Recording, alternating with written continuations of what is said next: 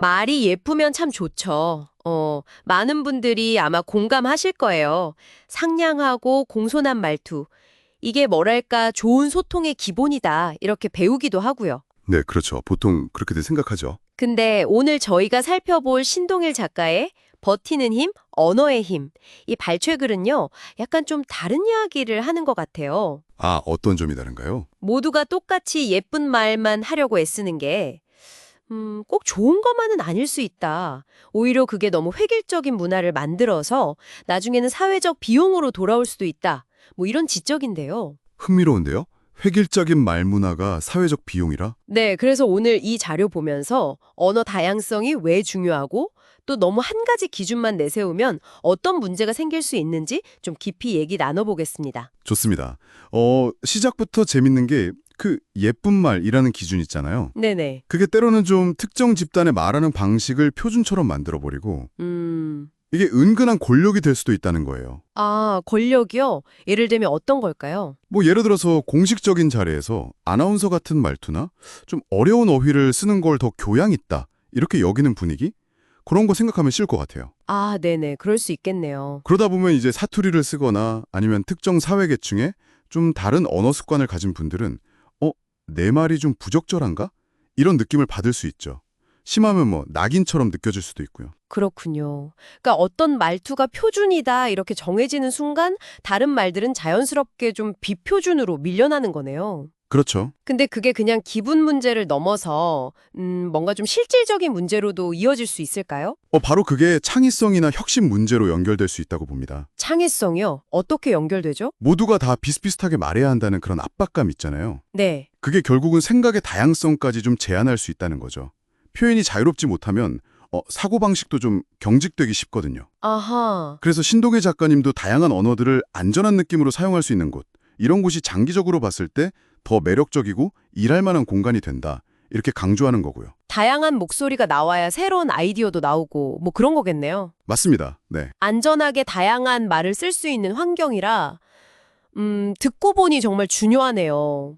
근데 또 반대로 너무 형식, 그러니까 예쁘게 보이는 말만 신경 쓰면 또 다른 문제가 생기지 않을까요? 아, 정확히 보셨어요. 네. 형식에만 너무 치중하다 보면 그 안에 담긴 알맹이, 즉 내용의 진정성에 사라질 위험이 커지죠. 겉만 번지르르 하고 속은 빈 느낌. 네, 그렇죠.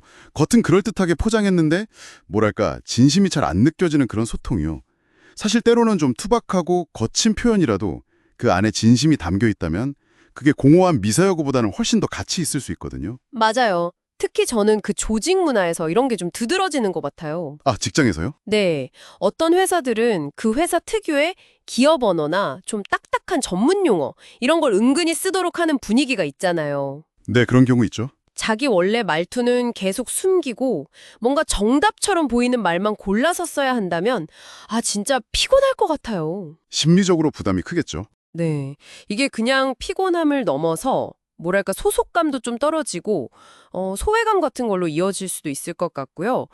결국 우리 말하는 방식이라는 게 자기 정체성의 되게 중요한 일부인데 맞아요. 정체성이죠. 그걸 억누르라는 건 어떻게 보면 그 사람의 정체성 자체를 좀 부정하라는 압박처럼 느껴질 수도 있겠어요. 네, 바로 그런 심리적인 부담, 또 창의성이 떨어지는 문제, 소통이 왜곡되는 현상, 이런 것들이 다 작가님이 말씀하신 사회적 비용의 구체적인 모습들이라고 할 수 있겠죠. 눈에 잘 보이지는 않지만 공동체가 알게 모르게 치르고 있는 대가 같은 거네요. 그렇죠. 네.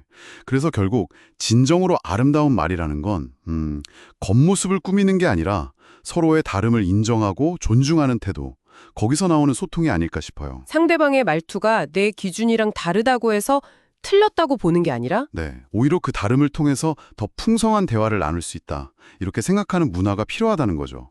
이게 바로 그 사회적 비용을 줄이는 방법일 거고요. 오늘 신동일 작가님 글 덕분에 말은 무조건 예쁘게 해야 해라는 어쩌면 좀 당연하게 여겼던 생각에 대해 다시 한번 고민해보는 계기가 된 것 같습니다. 네, 저도 이야기 나누면서 많이 생각하게 되네요. 중요한 건 어떤 획일적인 기준이 아니라 서로 다른 말과 표현 속에 담긴 그 진정성을 존중하고 그 다양성을 좀 끌어안는 태도다. 이런 점을 다시 한번 확인한 것 같아요. 맞습니다.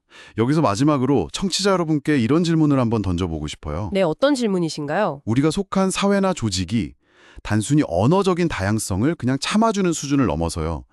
어떻게 하면 그 다양성을 좀 더 적극적으로 포용하고 이걸 새로운 아이디어나 문제 해결의 동력 같은 어떤 강점으로 만들어갈 수 있을까?